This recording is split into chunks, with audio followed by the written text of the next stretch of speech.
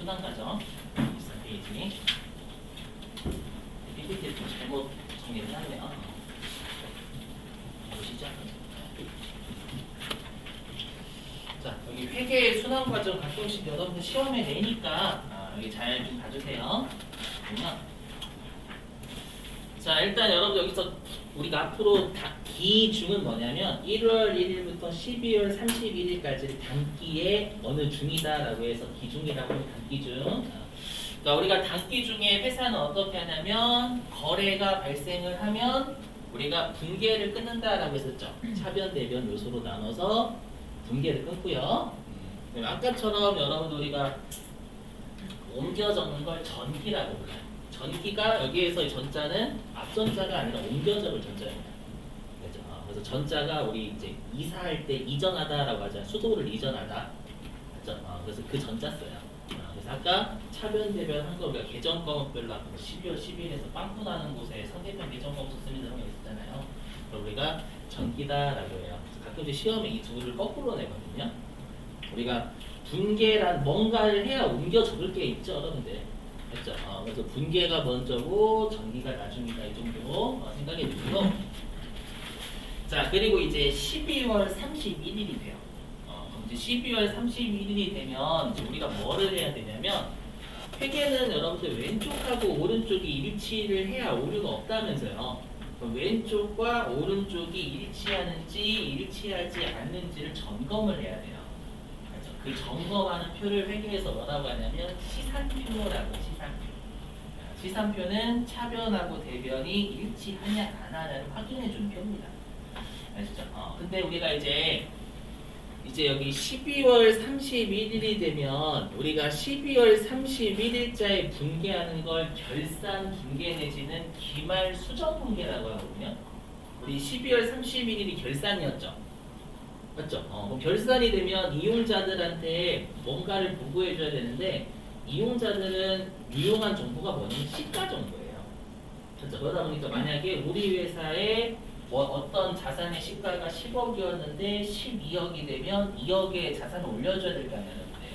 그렇죠? 그러한 여러 가지 분계들이 앞으로 되어 나가실 거예요.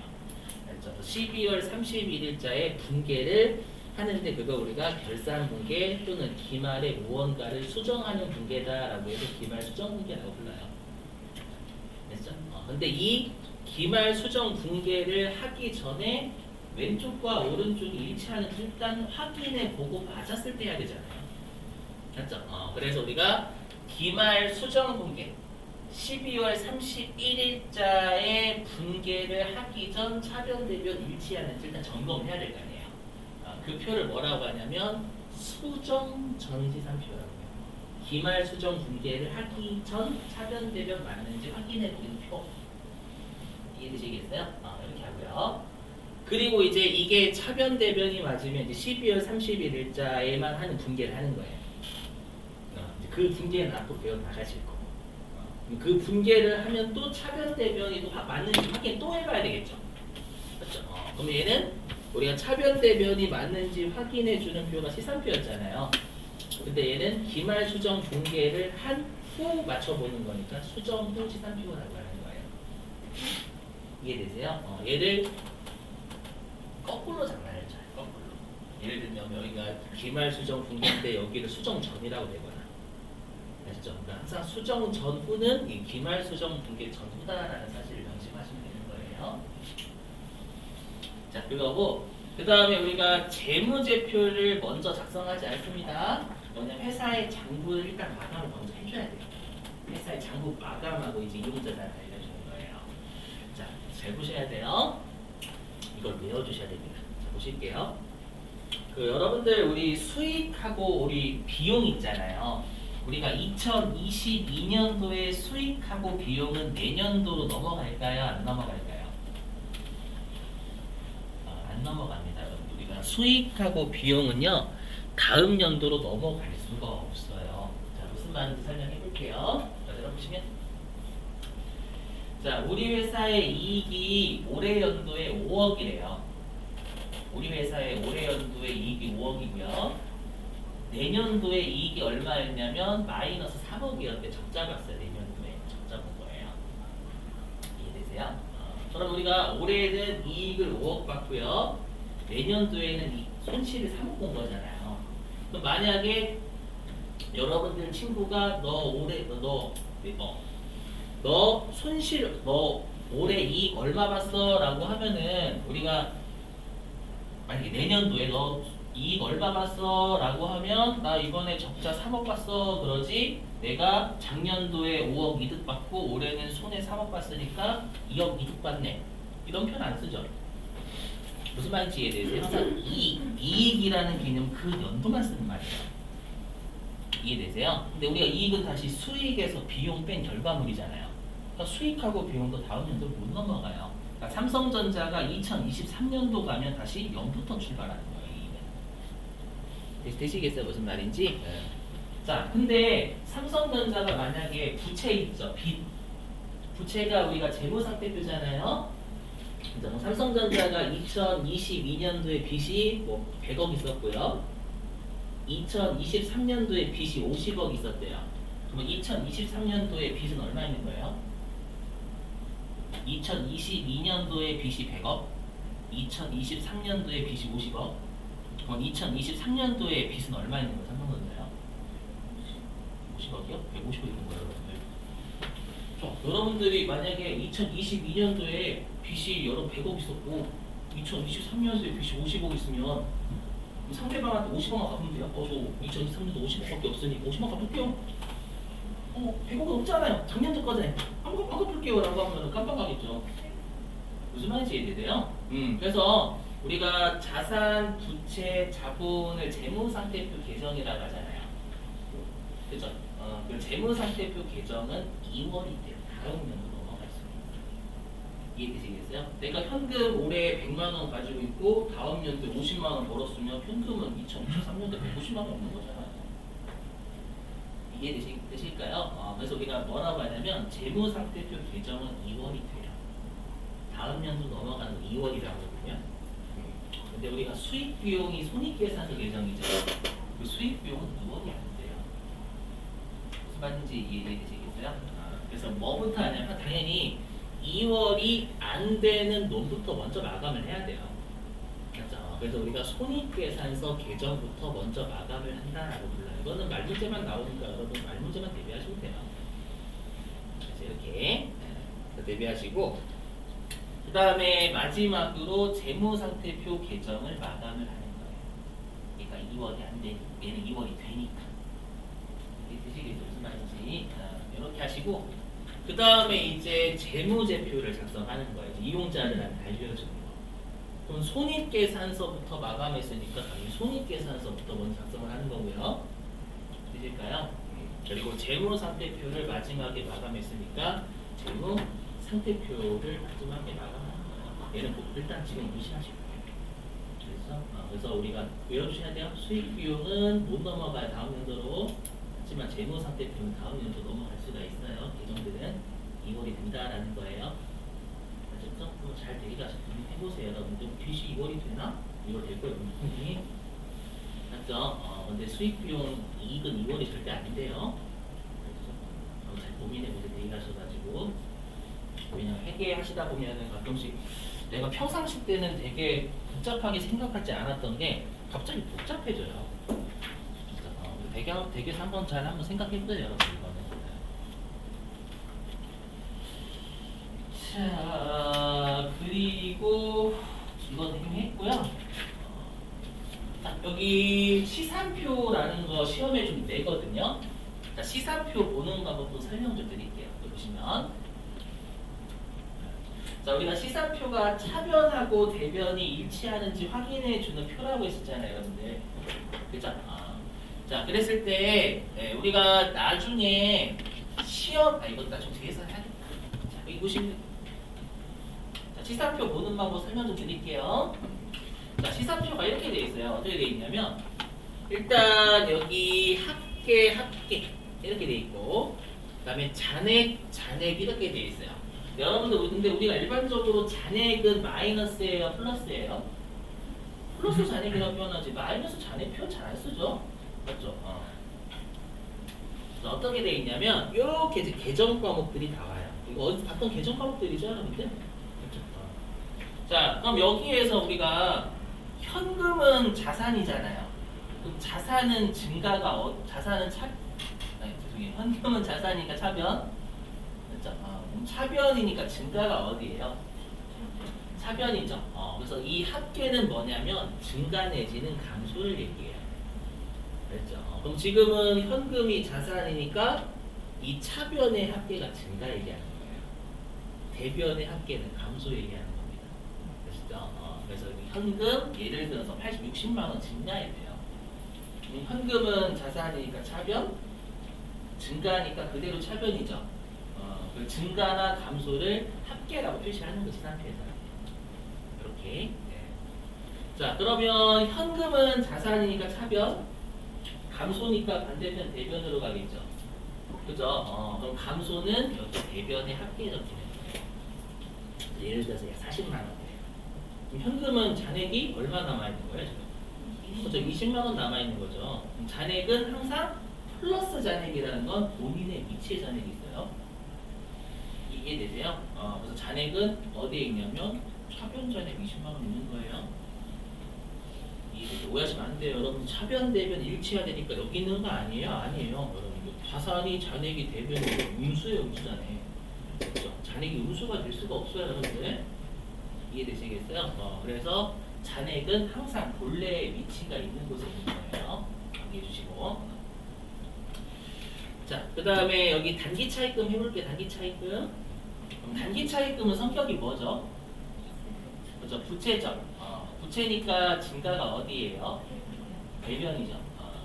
그럼 대변의 합계가 증가가 되는 거예요. 항상 본인의 위치에 있어야 되는 합계가 증가. 반대편 합계 감소인 거예요. 이해되시겠어요? 예를 들어서 단기 차입금이 증가하니까 부채가 대변이잖아요. 그 합계 100만 원 증가했다고 해볼게요. 되셨나요? 자, 그리고 감소가 70만 원이래요. 그러면 우리가 단기 차입금 부채니까 대변이고 감소니까 차변이죠. 맞죠? 차변인데 차변의 합계가 감소가 되겠죠. 이해되시겠어요? 그럼 단기 차입금 잔액은 얼마예요? 30만 원이죠. 잔액은 어디 있을까요? 대변이 있어요. 이걸 여러분 나중에 보실 수 있으셔야 돼요. 제가 지금 그 그림으로 넣어본 거예요. 그대로 있어요. 지금 잔액에서는. 자, 그 다음에 자본금은 성격이 뭐죠? 자본이죠, 자본. 자본의 증가는 어디예요? 대변이죠. 자본은 대변, 증가는 그대로 대변. 증가는 여기 합계, 대변의 합계 증가이겠죠. 그 다음에 자본금은 자본이니까 대변이고 감소는 차변이잖아요.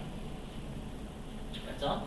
차변의 합계가 감소가 되는 거예요. 항상 합계는 증가 감소인데 본인의 위치 합계가 증가고 반대편이 감소예요. 이거예요, 무조건. 알죠? 그럼 지금 자본금 잔액이 얼마 남아요? 60만 원 남죠. 그럼 60만 원은 잔액이 어디 있을까요? 대변이겠죠. 자본은 대변 대셈이니까 본인의 위치에 잔액이 있는 거예요. 되셨어요? 이렇게. 자, 그 다음에 이자 수익은 여러분들 성격이 뭐죠? 수익이에요? 이자 수익. 자, 수익이니까 본래 위치 어디입니까? 대변이죠. 대변의 합계가 증가가 되겠죠, 여러분들. 그죠? 자, 그리고 감소가 없다라고 하면 수익은 본래 위치가 대변이니까 대변의 잔액이 있는 거고요. 자, 그 다음에 급여. 자, 급여는 비용이죠. 비용이니까 증가가 어디예요? 차변이죠. 비용은 차변이 증가해요. 맞죠? 본래 위치 차변이니까 그 차변의 합계가 비용, 급여가 증가하는 거예요. 되시겠어요? 잔액은 어디에 있어요? 급여 잔액은? 또 차변에 있죠. 그럼 우리가 나중에 요 합계 잔액 시산표 있잖아요. 합계 잔액 시산표 조회하는 문제를 시험에 실기 때 내요. 그리고 이 합계 잔액 시산표를 언제 또 출제를 하냐면 아까 했던 분계를 할 때 또 내요. 이걸 보실 수 있으셔야 돼요.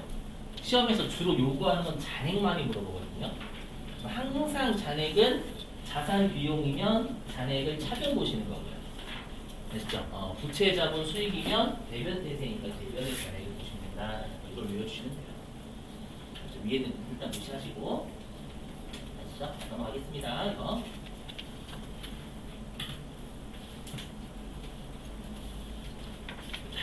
그 다음에 이제 또 말 문제 보시면. 자, 그럼 우리가 시상표는 차변하고 대변이 일치하면 오류가 없다라고 가정을 하거든요. 그럼 여러분들 실제로 차변하고 대변이 일치하기만 하면 오류가 있는 걸까요? 없는 걸까요? 오류가 있어요. 있을 수 있어요. 자, 무슨 말인지 해보죠. 네, 보시면. 자, 거래 전체의 분계가 누락됐대요. 그 말은 차변하고 대변을 둘 다 안 적은 거예요. 그럼 차변하고 대변을 둘 다 안 적으면 차변 대변 금액이 같아요, 달라요? 합쳐 둘 다 안 했으니까. 둘 다 안 했기 때문에 차변 대변은 같아지죠. 이해되셨어요? 그럼 오류가 있는 거예요, 없는 거예요?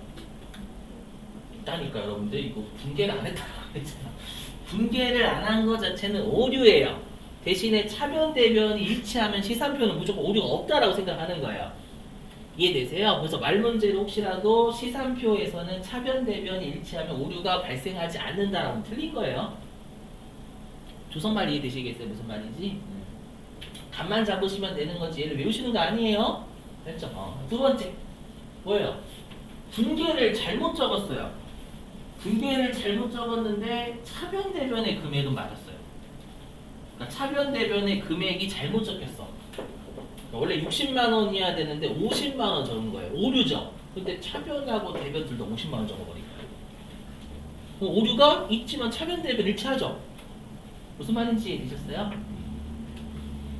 그 다음에 세 번째, 분계를 두 번 끊었대요. 이것도 오류죠. 오류긴 한데 차변 대변 일치해요, 일치하지 않아요? 일치해요. 되시겠죠? 그래서 여기 있죠. 다음에 오류는 시상표에서 발견을 못해요. 오류는 있는데 시상표는 차변 대변 일치하면 오류가 없다라고 생각해요, 무조건. 아시죠? 오류가 없다라고 생각하는 거지 오류가 아예 없는 건 아니에요, 여러분들. 한번 좀 어렵긴 하다. 그죠? 자, 그 다음에 네 번째 점은 뭐냐면 차변 대변을 반대로 끄는 거예요. 차변에 있어야 될 걸 대변으로 끊고 대변에 있어야 될 걸 차변으로 끄는 거예요. 이해되세요? 그럼 분명히 오류죠. 근데 차변 대변은 거꾸로 했다라는 거 금액은 맞았다라는 거예요. 그럼 차변 대변 금액은 일치하죠. 이해되세요?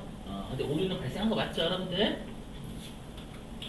네. 그 다음에 다섯 번째 점은 뭐냐면 계정 과목을 잘못 적은 거예요.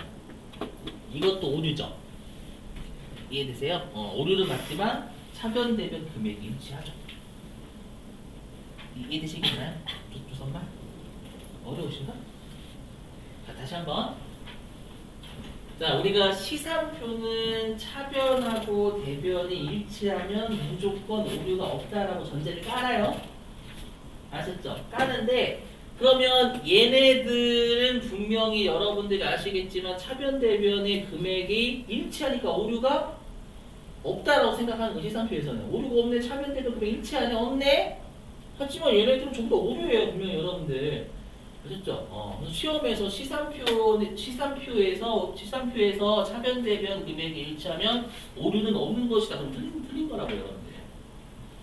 이해되시겠어요? 그리고 얘네들이 전부 다 차변 대변은 일치하지만 오류가 있는 거잖아요. 이해되시겠어요? 그럼 시상표에서는 얘를 발견할 수가 없어요. 차변 대변 일치하면 오류가 없다라고 생각하니까. 오류가 없는 게 아니라 오류가 있을 수도 있는 거죠. 요런 애들. 이해되시겠죠, 조선말? 자, 넘어갈게요. 그럼 반대 다시 이쪽으로 다시 가볼게요.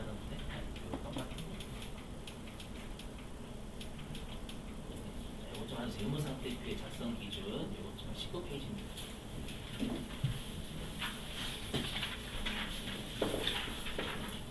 좀만 참으세요. 아마 한 목요일까지는 좀 참아주셔야 될 거예요. 목요일까지.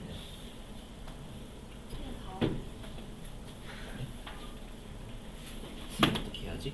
온도를 23도로 할게요. 여러분 참아주세요가 뭐냐면 실기를 금요일날 하겠다라는 금요일날. 역시 뭐 잘못했어요. 아니 그건 아니에요. 왜냐면 일단은 뭐 해야 분계를 끊을 수가 있어요. 해야 그러니까 목요일까지는 어떻게 진도를 나가야 기계를 끊을 수가 있어요. 아셨죠? 그러니까 너무 서운해하시지 말라는 얘기예요. 그래서 제가 자꾸 레이 형이나 이런 거 되게 민감하거든요. 아셨죠? 뭔가 혼자서 막 입을 하고 있어. 혼자서 남들은 이렇게 아무것도 안 하거든요. 저 혼자서 되게 서운하지 않으실까? 못 박아놔서 어떤 사람인지 모르겠고 혈액형이 못 박아놔가 저렇게 행동을 하더라고요. 생각해보니까. 자 보시죠. 자 재무상태표의 기본 구조. 자 이거 외워주셔야 돼요. 자 우리가 재무상태표가 차변이 자산, 대변이 부채자본이었죠. 이거 외우고 계시죠 여러분들? 자 그랬을 때 우리가 자산은요 그 자산을 왜 가지고 있는지 즉 목적에 따라서 나누게 돼 있어요. 이걸 꼭 외워주셔야 돼요. 보시면 자 일단 우리가 12월 31일 날 재무상태표에 보고한다라고 했잖아요 여러분들. 그죠? 이용자들한테. 그럼 이용자들한테는 이게 1년 이내에 돈이 될 놈이냐 1년을 초과해서 돈이 될 놈이냐에 따라서 우리가 이름을 달리 불러요. 뭐라고 하냐면 자산 중에서 우리가 12월 31일로부터 1년 이내에 돈이 자산은 들어올까 나갈까요? 자산 가지고 있으면 돈이 들어올까 나갈까요 여러분들? 우리 제조업체에서 기계장치 가지고 있대요. 기계장치 돌리면 제품 만들어서 돈이 들어오겠죠 여러분들. 그래서 12월 32일로부터 1년 이내에 돈이 되는 자산을 유동자산이다 라고 불러요. 그렇죠? 그런 자산이 두 개가 있어요. 두 개. 여기 이런 것도 좀 힘든데 외워져 어떻게 있어요. 진도도 이렇게 돼 있는데. 자 일단은 우리가 당좌자산이라는 게 있고요. 이거 무시하시고 일단은 우리가 판매 목적으로 가지고 있는 자산을 재고 자산이다라고 불러요. 필수입니다. 됐죠? 이 판매 목적으로 가지고 있는 자산이 우리 몇 개 있었어요? 두 개 있었죠. 상품, 제품. 기억나시죠? 그리고 제품 만들기 위해서 사오는 게 원재료. 맞죠? 뒤에서 하시겠지만 이 재고 자산에 속하는 계정 과목이 상품, 제품, 원재료가 있는 거예요. 그렇죠? 그래서 여기에 있는 그러니까 이렇게 생각하시면 해보시면 자산 동네에서는 자산이 최종 보스예요. 그래서 보스는 계정이라고 생각하시면 돼요. 그래서 최종 보스고요. 유동 자산이 중간 보스예요. 자산 동네에서. 아시죠? 그리고 그 유동 자산이라는 중간 보스에 당좌 자산과 재고 자산이라는 말단 보스가 있는 거예요.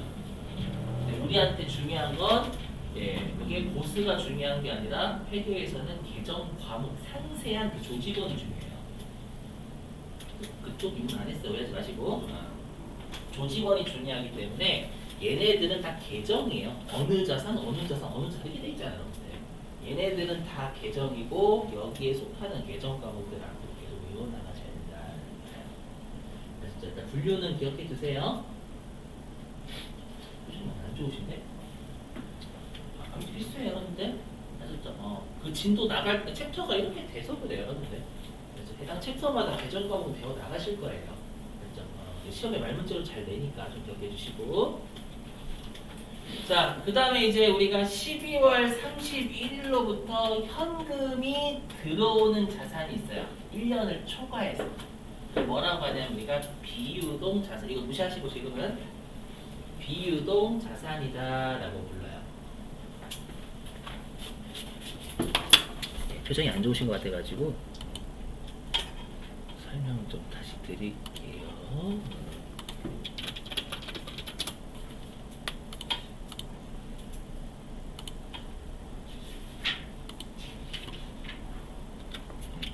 여기 유동자산 맞죠? 유동자산 이렇게 돼 있고 여러분 뭐 재고자산 이렇게 돼 있잖아요 여러분들. 그죠? 재고자산 이렇게 돼 있죠? 그리고 여기 비유동자산 1년을 초과해서 현금이 들어오는 자산 이렇게 표시를 해줘요. 되시겠어요? 이런 걸 시험에 내요 여러분들. 다시 우리가 1년 12월 31일로부터 1년을 초과해서 돈이 들어오는 자산을 비유동자산이다라고 불러요. 다시 이 비유동자산은 투자자산. 투자자산은 말 그대로 투자 목적으로 가지고 있는 자산을 투자자산이다라고 불러요. 이 정도만 좀 기억해 주세요, 여러분들. 요거에 대한 개정 과목은 뒤에 가서 하나씩 계속 하실 거예요. 맞죠? 네, 일단 목적을 알고 계셔야 해당 개정 과목이 어느 자산에 속하는지를 여러분들이 파악을 하시게 되는 거니까. 그렇죠? 자, 그리고 이제 우리가 사용할 목적으로 가지고 있는데 그게 형태가 있는 자산은 유형자산이다라고 불러요. 자, 대표적인 게 뭐가 있냐면 듣고 버리셔도 돼요. 지금은 자, 건물하고 토지가 대표적인 유형자산이에요. 왜냐하면 대부분의 회사들은 토지하고 건물을 사용할 목적으로 가지고 있어요. 그렇죠? 형태 있어요, 없어요? 건물, 토지. 있어요, 여러분들 보이시죠? 거기 건물 보이시죠? 그죠? 있어요. 또는 기계. 맞죠? 차. 다 사용할 목적인데 형태 있는 애들이죠. 그죠, 여러분들? 그런 애들은 다 유형자산에 속한다라고 생각하시면 돼요. 개정과목을 상세하게 뒤에서 다 배우시게 될 거고.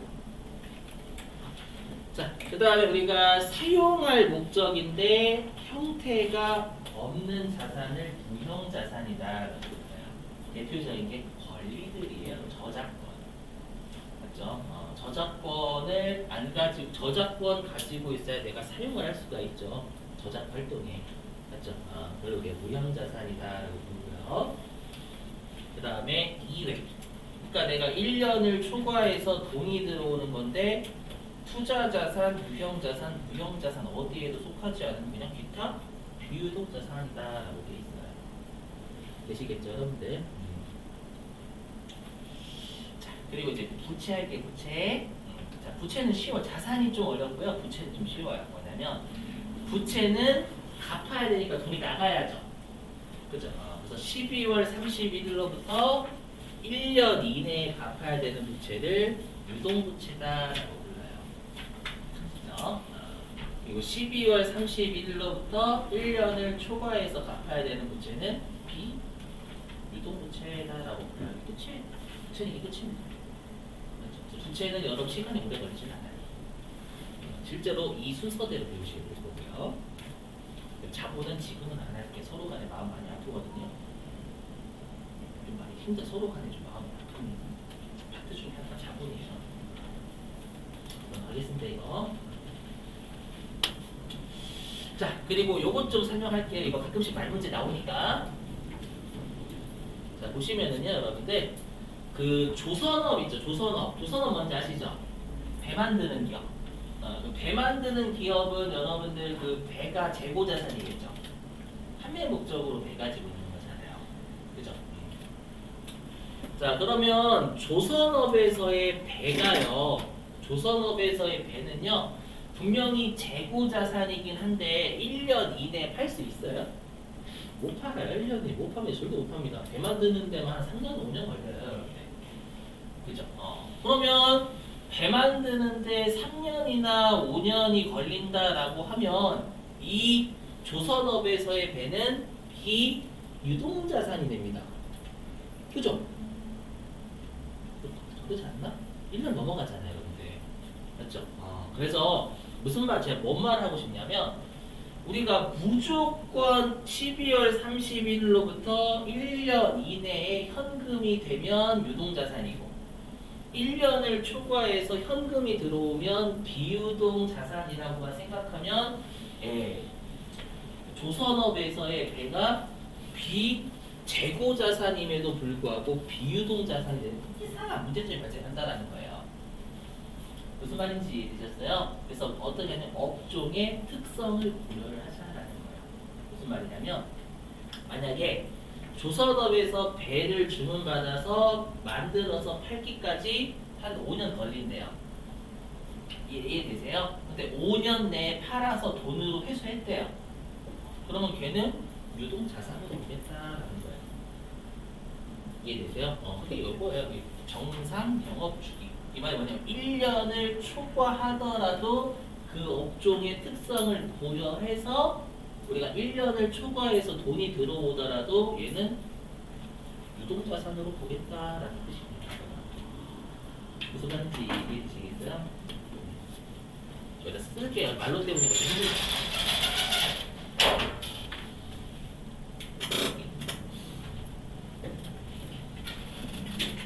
자, 조선업에서의 배는 제품이 되겠죠. 만들어서 파니까. 제품이면 재고자산이거든요. 맞죠? 여기까지 되셨어요? 재고자산인데 얘를 여러분들 건조하는 기간 있죠. 만드는 기간이 5년이래. 예를 들어가지고 5년이잖아요. 그럼 5년이면 1년 초과죠. 그러면 1년 초과니까 얘가 비유동자산이라는 거예요.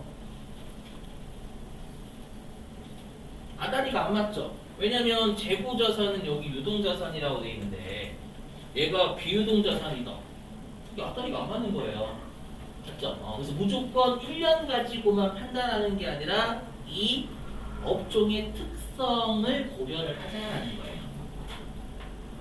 아시죠? 그래서 얘가 5년 이내에 현금이 되면 원래부터 이 업종은 5년 정도 걸리니까 그때는 유동자산으로 보겠다라는 거예요. 무슨 말인지 이해되세요? 시험에는 말 문제로 시험에 정상 영업주기 내서 그래요. 그 회사의 정상적인 영업 활동을 통해서 회수하는 그 기간 있잖아요. 그 기간도 고려를 하자 이렇게 생각하시면 돼요. 너무 심각하게 고민하시지 마시고. 됐죠?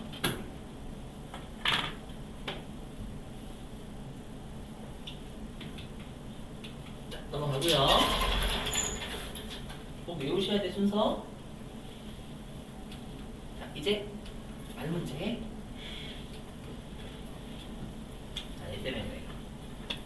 자, 아까도 했지만 우리 중요한 건 구분했죠. 대표적으로 상품 제품 외상으로 팔면 내상 매출, 상품 제품 어음 갖고 팔면 받으러.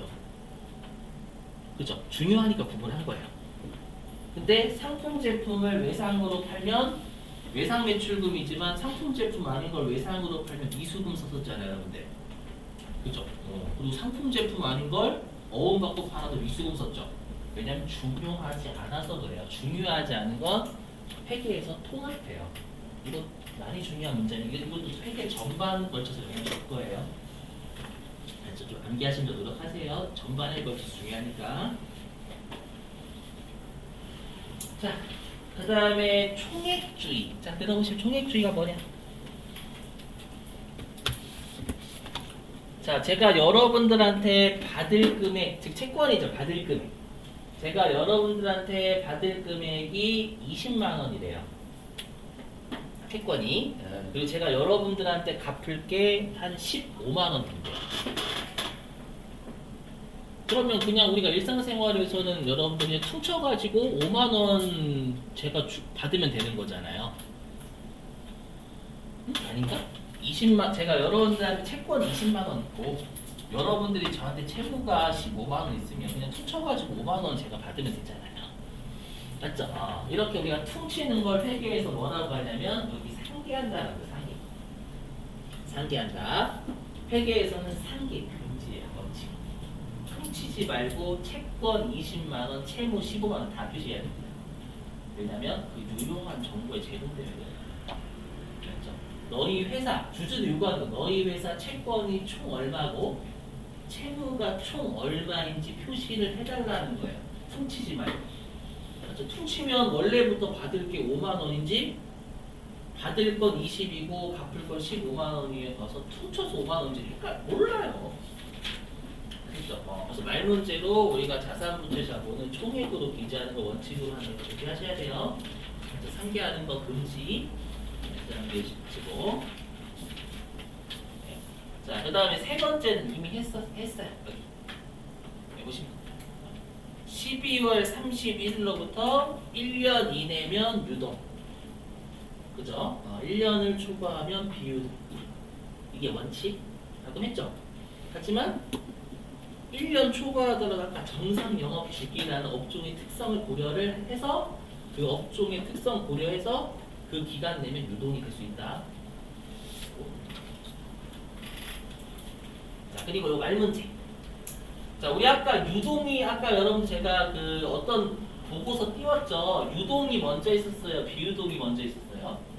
유동이 먼저 있었죠. 유동이 먼저 있다라는 건 유동성이 빠른 순서대로 되어가게 돼 있어요. 이게 이거 시험에 어떻게 장난치냐? 유동성이 낮으니까 유동성이 낮으냐 높아야 돼요. 순서부터 돼요.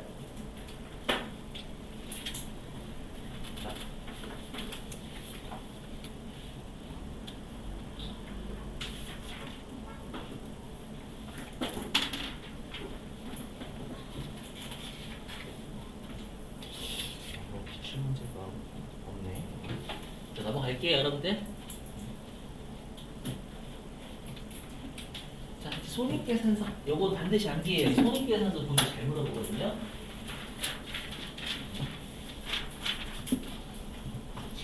손익계산서의 구조 반드시 암기.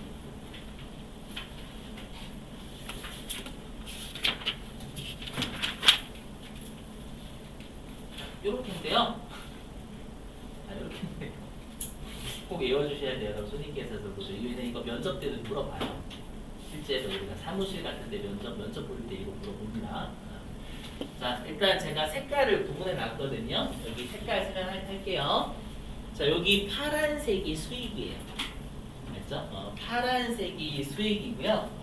빨간색이 비용이에요. 빨간색이 비용이고 여기 검은색이 이익입니다. 꼭 외워주셔야 됩니다. 자, 하나씩 해볼게요. 일단은 수익부터 해보죠. 자, 수익은 딱 두 가지예요. 어떤 게 두 가지냐면 주된 영업 활동으로 벌어들인 거랑 주된 영업 활동이 아닌 것으로 벌어들이고 딱 두 가지밖에 없습니다. 그렇죠? 그게 여기 보시면 자, 주된 영업 활동을 통해서 벌어들인 건 아까 매출이라고 했죠. 그렇죠? 그리고 우리 회계에서는 주된 영업 활동이 아닌 걸 영업 외라고. 영업 외. 영업 주된 영업 활동 외적인 거다. 아시죠? 그래서 여기 영업 외 수익은 주된 영업 활동이 아닌 것으로 벌어들인 거예요. 삼성전자가 여러분들 이자 받을 수 있지, 이자. 삼성전자는 여러분들 이자 받는 게 주된 영업 활동은 아니잖아요. 맞죠? 그래서 이렇게 두 가지예요, 두 가지. 외워주시고. 자, 그 다음에 우리가 만약에 삼성전자 핸드폰을 60만 원에 만들었대요. 근데 그걸 100만 원에 팔았답니다. 그럼 삼성전자는 핸드폰 매출액이 여러분들 주된 영업 활동으로 벌어들인 거 맞죠? 그럼 100만 원은 삼성전자의 매출이 되는 거예요. 핸드폰 60만 원짜리를 100만 원에 팔았으면 그건 매출이 된다는 거 이해되시겠어요? 됐죠? 자, 그러면 우리가 삼성전자는 60만 원짜리를 100만 원에 팔았으니까 40만 원 이득 냈죠. 그죠, 여러분들? 그러면 이렇게 내가 매출을 하면서 이득 봤을 때 쓰는 걸 뭐라고 하냐? 매출 총이익이라고 불러요. 매출하면서 발생한 이익. 여기까지 되셨어요? 자, 그리고 이제 여러분들이 헷갈리시는 용어가 있는데 매출원가. 매출원가 생각할게요. 자, 여기 있는 매출원가는 뜻이 뭐냐면 매출, 주된 영업 활동을 통해서 팔았을 때 그것의 원래 가격을 우리가 원가라고 불러요. 원래 가격. 방금 스마트폰으로 따지면 60만 원짜리를 100만 원에 팔았죠. 그럼 팔린 핸드폰의 원래 가격이 60만 원짜리잖아요. 이해되세요? 그 60만 원을 우리가 매출원가라고 하거든요. 매출원가는 성격이 뭘까요? 비용이야 돼요. 매출원가 비용인 거 이해되세요? 이해가 아니라 여러분들, 왜냐면 우리가 수익 빼기 비용이 이익이잖아요. 맞죠? 그럼 60만 원짜리를 100만 원에 팔았으면 40만 원 이익 나야죠. 여기까지 되셨어요? 근데 우리가 그럼 100만 원에 판 걸 수익이라면서요, 여러분들. 수익하고 이익이 같다라고 생각하시면 안 돼요. 가끔씩 같다라고 생각하는 분들이 일단 들어보실게요. 자, 만약에 내가 만약에 100만 원짜리를 1원에 팔았대요. 100만 원짜리를 1원에 팔았대요. 그럼 수익이 있어요, 없어요? 있어요. 있어요. 1원. 1원이 수익이 벌어들인 거 1원이잖아요. 맞죠? 100만 원을 쓴 거고. 그럼 90 맞죠? 그럼 99만 원만큼 손실은 났지만 수익이 1원 있어요. 아셨죠? 수익은 벌어들인 거고 이익은 마진이에요, 마진. 마진이 없을 뿐이지 벌어들인 건 1원이 있잖아요, 여러분들. 그래서 어떤 회사도 수익이 1원은 있어요. 아셨죠? 그래서 수익하고 이익이 같다는 생각 버리셔야 돼요. 수익은 쓴 거를 안 뺀 거예요. 우리 수익 빼기 비용이 이익이잖아요. 그러면 이익은 비용까지 뺀 후고 수익은 아직 쓴 걸 빼기 전이에요. 수익은 회사가 무조건 있어요. 이해되시겠어요? 무슨 말인지? 그럼 다시 60만 원짜리를 100만 원에 팔았으면 이익이 40만 원인 거예요. 요게 40만 원이 아니라 이해되시겠어요? 그래서 요거 100만 원 맞죠? 그럼 100만 원짜리를 팔기 위한 원가는 60만 원이죠. 그럼 60만 원 당연히 비용이 돼야죠. 이해되시겠어요? 그래서 매출 원가는 무조건 비용이 돼야 해요. 이익이 나오려면 매출액에서 매출 원가 빼야 되거든요. 이해되시겠어요? 자, 그 다음에 여기 로마자 4번 판매비와 관리비.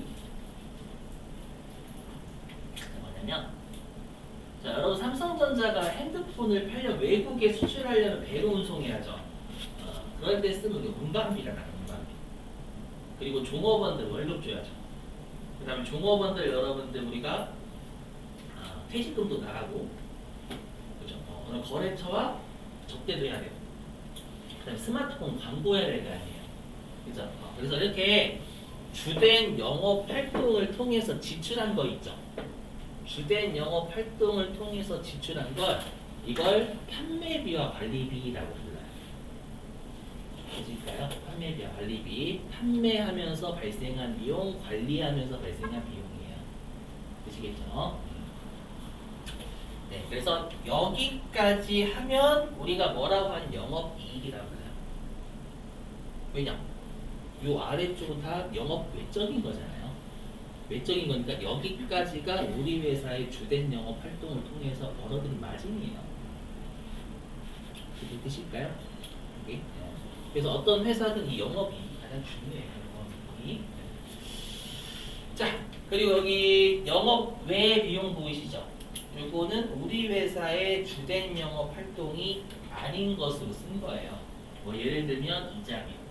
삼성전자는 이자 나가는 게 주된 영업 활동이 아니에요. 그죠? 또는 삼성전자가 기부했대요. 기부도 여러분들 비용을 맞죠. 비용을 맞지만 영업 외적인 내가 되겠죠, 여러분들. 이해되세요? 그래서 영업 외 비용. 그러니까 실제로 삼성전자의 주가를 결정하는 건 영업 외적인 애들은 결정하지 않아요. 이걸 우리가 일상생활에서 뭐라고 하죠? 일회성 비용이라고, 일회성이라고, 일회성. 영업 외적인 거니까. 자, 그럼 우리가 여러분들 법인은 벌어들였으면 세금 내야죠. 법인이 여러분 세금 낼 때 어떤 세금 내는지 알고 계세요? 그렇죠, 법인세 내요. 근데 아직 법인세를 내기 전, 법인세를 빼기 전이죠. 그냥 법인세도 회사 입장에 비용이잖아요. 맞죠? 그래서 뭐라고 하냐면 이게 법인세 비용 차감전 순이익이다라고 불러요. 여기 영업의 비용까지 고려한 거. 아시겠죠? 그리고 법인세 비용. 이게 이제 법인이 벌어들인 소득에 대한 세금이 비용일 거 아니에요. 이것까지 빼면 단기 순이익이 노출이 돼요. 그래서 단기 순이익은 항상 세금까지 뺀 후의 숫자예요. 되셨을까요? 저거 관련된 문제 좀 풀어볼게요.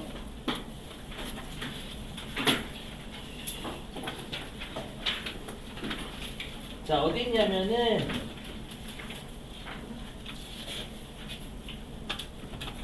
여러분 302페이지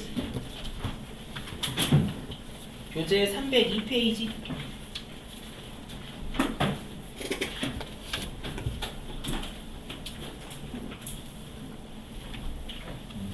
자, 302페이지에 3번 좀 풀어볼까요? 3번?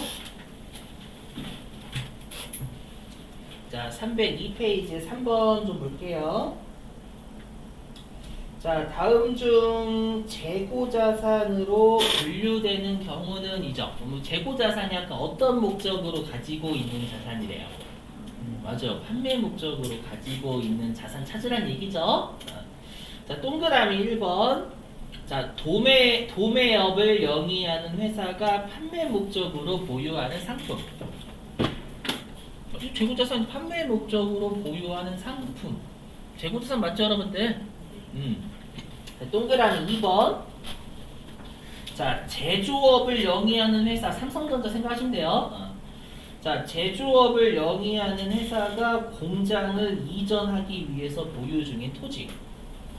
그러면 삼성전자 토지 왜 가지고 있어요? 팔려고? 그렇죠. 영업활동에 쓰려고, 사용하려고.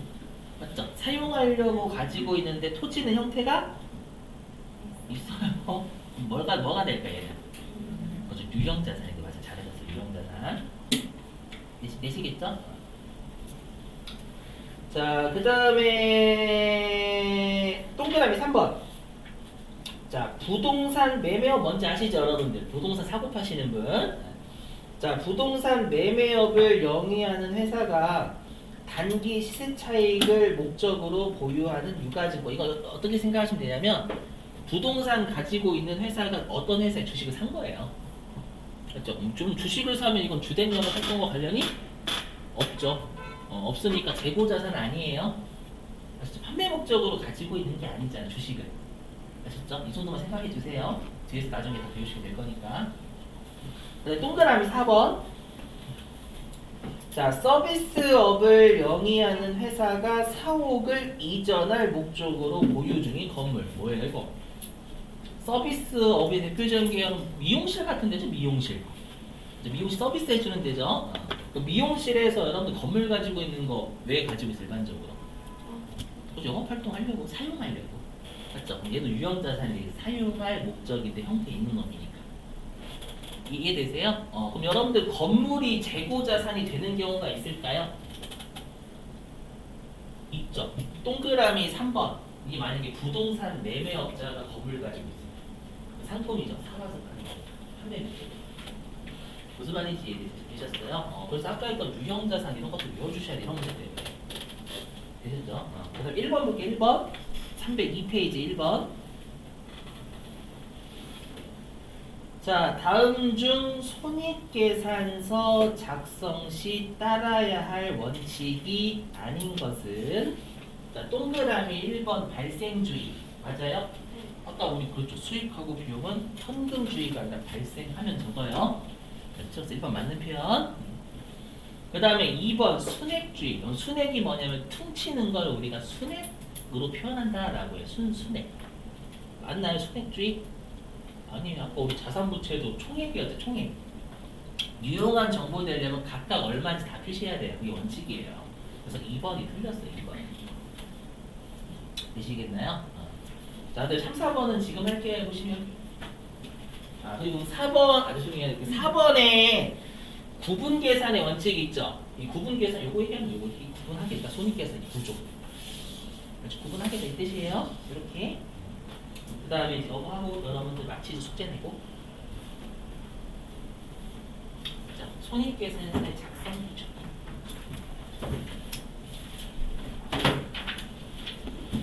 잘 들으셔야 돼요. 이거 중요해요. 잘 들어주시면.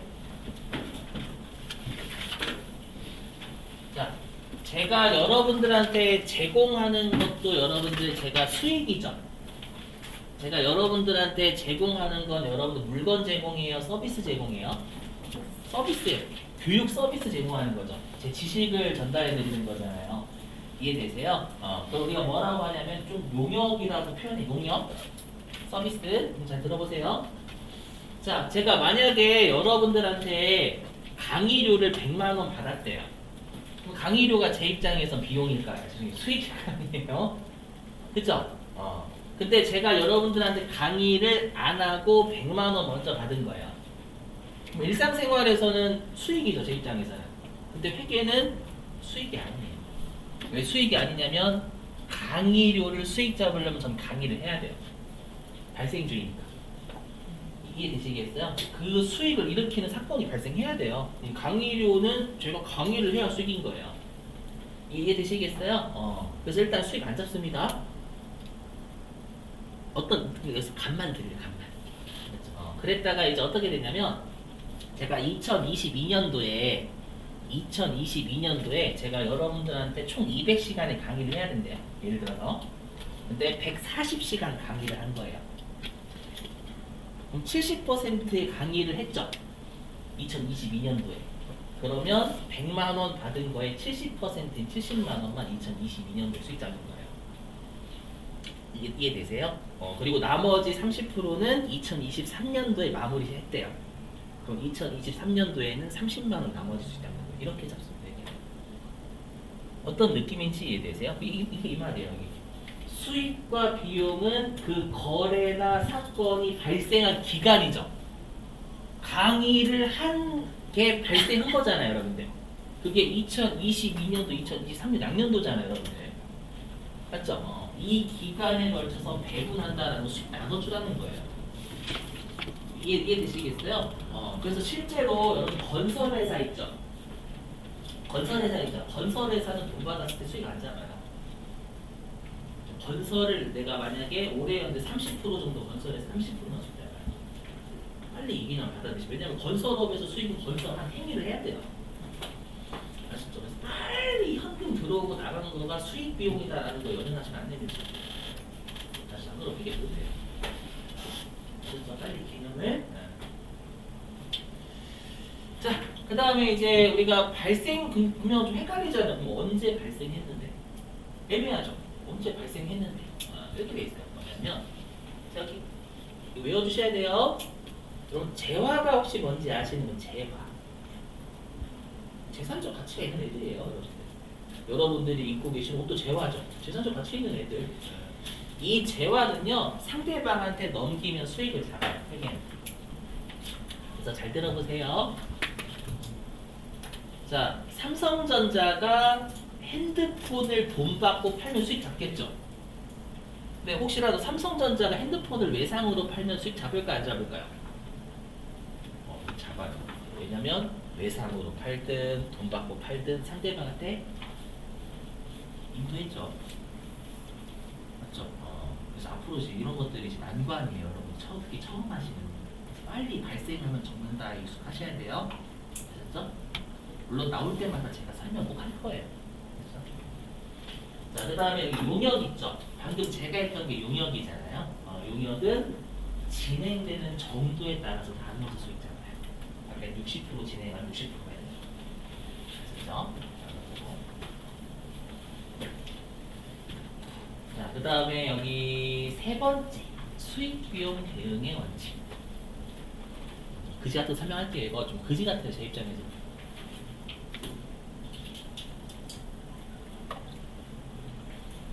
자, 수익 비용 대응의 원칙이 뭐냐면 그 이름만 들으면 왠지 수익하고 비용은 같이 잡혀야 된다 그 뜻이잖아요, 여러분들.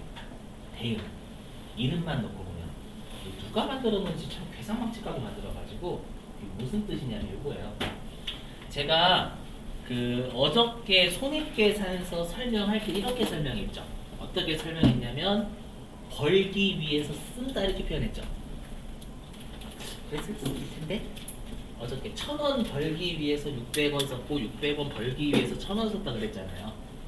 그죠? 회계는 벌기 위해서 쓴다라고 봐요. 그 말은 비용은 수익을 같이 따라가는 거예요. 그냥 가만히 앉아서 벌 수가 없어요. 일반적으로. 아시죠? 그게 수익 비용 대응의 논리인데 얘가 핵심이 뭐냐면 비용에 대한 논리예요. 제가 뭐라고 했어요? 회계가 말이 없는 앞으로 수익 비용 대응의 원칙이 많이 영향을 주기도 회계 전반에 걸쳐 되게 중요하거든요. 그러니까 무조건 비용은 수익 따라가는 게 되게 중요합니다. 아시죠? 마치 우리가 운전석에 비용이 앉아 있어요. 비용이 출발을 못 해요. 왜냐면 수익이 아직 옆좌석에 안 탔어요. 알죠? 꼭 수익이 잡혀야 비용이 같이 잡히게 돼 있어요. 일반적으로 원칙. 그렇죠? 그래서 벌기 위해서 쓴다 이런 개념을 쓴다라는 거 좀 여러분들이 받아들여 주세요. 계속 나올 때마다 설명할게요. 자, 마지막 네 번째 총액주의 방금 했죠, 여러분들. 수익 비용은 당연히 총액으로 보고 해야지 퉁치면은 유용한 정보가 될 수가 없어요. 그렇죠? 자, 고생 많으셨고요. 숙제 좀 낼게요. 자, 숙제는 유인물이에요, 여러분.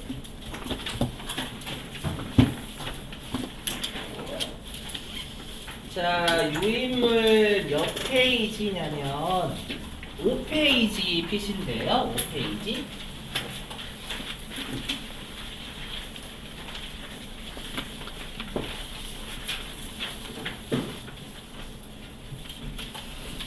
자, 유인물 5페이지에 보시면 거기 맨 위에 8번 보이시나요? 8번? 보이세요? 8번? 네. 그 8번에서 동그라미 1번부터 동그라미 30번까지 있을 거예요. 그죠? 그거 자산부채 수익비용 이 넷 중에 뭐인지 좀 거기다 적어주시면 돼요.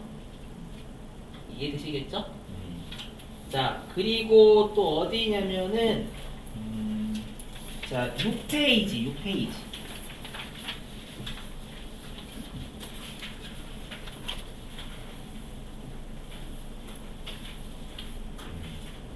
자, 6페이지. 자, 거기에 18번 있죠, 18번. 6페이지에 18번 얘가 차변인지 대변인지 거기다 적어 놓으시는 거예요. 이제 답은 올려 놓을 거니까 적어 놓으시고, 그다음에 우리한테 가장 중요한 건 19번이에요. 그 19번 제목 보시면 기초 분계 전기 연습이라고 있죠. 그죠? 여기서 전기는 안 하셔도 돼요. 분계만 하시면 분계. 그 6페이지 1월 1일자부터 오른쪽 맨 아래 1월 8일자 있잖아요, 여러분들. 보이세요? 거기에서 분계만 해주시면 전개하실 필요 없어요. 분계는 아까 제가 어떻게 하는지 했었죠, 여러분들. 지웠네.